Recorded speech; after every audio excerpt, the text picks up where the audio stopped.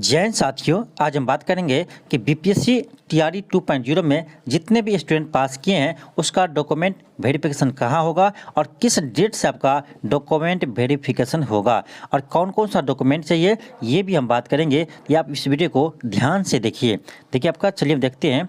अब यहाँ देखिए, यहाँ आपको समय सारणी दिया गया है। इसमें देखिए आपको यहाँ दिया है 25 से लगातार, यहाँ देखिए आपको यहाँ दिया है कि प्रथम चरण टीआरई 1 में आपका जो पूरक रिजल्ट दिया है, जो सप्लीमेंट्री रिजल्ट दिया है, आपका दोबारा जो रिजल्ट दिया था आपका यानी 1 to 5 में, 6 to 8 में, 1 to 5 में, 9 to 10th में और 11-12th में, उन सभी का आपका काउंसलिंग होगा 25 दिसंबर से। यानी 25 दिसंबर से आपका जो टीआरई 1 में जो आपका यानी सेकेंड लिस्ट में आपका रिजल्ट आया था उसका डॉक्यूमेंट वेरिफिकेशन होगा और यहाँ दिया है सभी विषय का। ठीक है, अब देखिए आपका जो टीआरई 2.0 के स्टूडेंट है उसका आपका काउंसलिंग 26 से स्टार्ट है और 26 को किसका होगा यहाँ देख लीजिए, माध्यमिक विद्यालय यानी क्लास 6 to 8।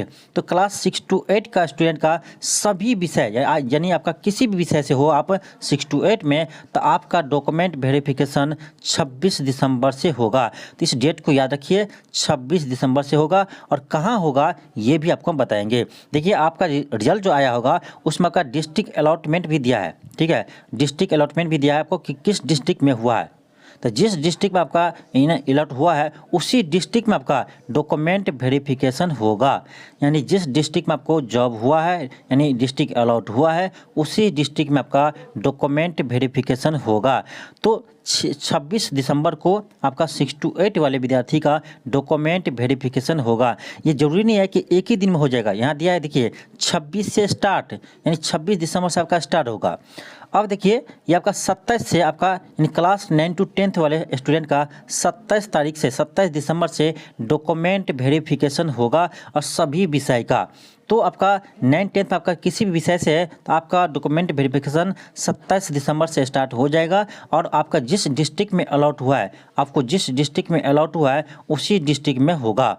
अब जैसे आगे देखते हैं हम, आगे आपको देखते हैं कि आपका 11-12 का कब से है। तो 11-12 का आपका देखिए 28 दिसंबर से स्टार्ट है। यानी 11-12 का स्टूडेंट का काउंसलिंग 28 दिसंबर से स्टार्ट है और ये भी आपका सभी विषय के स्टूडेंट का आपका यानी काउंसलिंग होगा 28 दिसंबर से।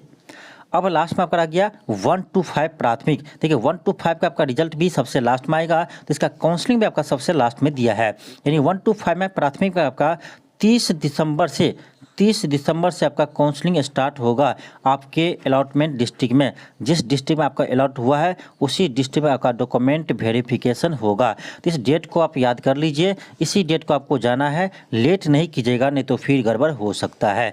तो अपने समय पर पहुंचेंगे और अपने जिस डिस्ट्रिक्ट में अलॉट हुआ उसी डिस्ट्रिक्ट में पहुंचेंगे। अब चलिए हम देखते हैं कि आपको कौन कौन सा डॉक्यूमेंट लेकर जाना है, यानी किस डॉक्यूमेंट का वेरिफिकेशन होगा, इसको आप देख लीजिए। देखिए आपका फर्स्ट में आपका है कि आवेदन पद की 100 अभिप्रमाणित प्रति, यानी इसका फोटो कॉपी चाहिए। जो आपको आवेदन किए थे, जो आप फॉर्म अप्लाई जब किए थे उसका एक आपका फोटो कॉपी चाहिए। फिर आपका है सेकेंड में आपका है कि बीपीएससी वेबसाइट पर अपलोड डॉक्यूमेंट, यानी आप जब फॉर्म अप्लाई किए थे तो उस समय आप बीपीएससी साइट पर जितने भी आप डॉक्यूमेंट अपलोड किए थे सभी डॉक्यूमेंट को आपको डाउनलोड करना है जिसमें आपका वाटर मार्क रहे। ध्यान दीजिए, जिसमें आपका वाटर मार्क रहे, तो वाटर मार्क वाले सभी डॉक्यूमेंट आपको बीपीएससी के साइट से डाउनलोड करना है और इस सभी आपके जो भी मार्कशीट है उस सभी को आपको ले जाना है। आपका एक फोटो कॉपी आपको ले जाना है जिसमें आपका 100 अभी प्रमाणित नहीं, इसमें आपका साइन होना चाहिए, 100 प्रमाणित मतलब साइन होना चाहिए इस पर। ठीक है, तो जितने भी डॉक्यूमेंट आप अपलोड किए थे सभी आप वाटर मार्क सहित आप डाउनलोड कीजिए और उसको लेकर आपको जाना है। अब थर्ड में आपका है एडमिट कार्ड जो आप एग्ज़ाम दिए थे इसका आपका एक फ़ोटो कॉपी चाहिए, एडमिट कार्ड का भी। ठीक है, फिर आपका है आधार कार्ड का आपका एक फ़ोटो कॉपी चाहिए जिस पर आपका सिग्नेचर हो। ठीक है, 100 अभी प्रमाणित का अर्थ ये होता है कि आपका इस पर सिग्नेचर हो। ठीक है, फिर आपका है निवास प्रमाण पत्र की छाया प्रति, उस पर भी आपका सिग्नेचर हो। ठीक, फिर आपका है जाति, NCL, EWS यानी प्रमाण पत्र की 100 प्रमाणित, यानी इसका मतलब यही हुआ कि जाति NCL EWS पर आपका सिग्नेचर होना चाहिए। इस सभी का आपका यानी फोटोकॉपी होना चाहिए, ठीक है। फिर आपका है C-टेट, B-टेट, यानी आप C-टेट यदि पास हो, यदि आप बिहार टेट पास हो, यदि आप STT पास हो, तो इस सभी का प्रमाण पत्र का आपका यानी एक फ़ोटोकॉपी चाहिए जिस पर आपका सिग्नेचर हो, ठीक।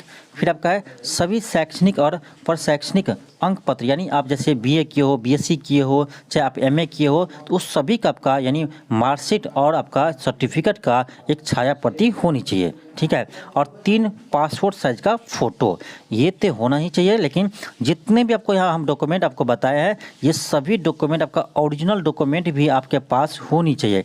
ये नहीं किसी फ़ोटोकॉपी से काम चलेगा। ऐसे मत कीजिएगा फ़ोटोकॉपी करा कर चले जाएगा, ओरिजिनल को घर में ही छोड़ दिया, तब नहीं होगा।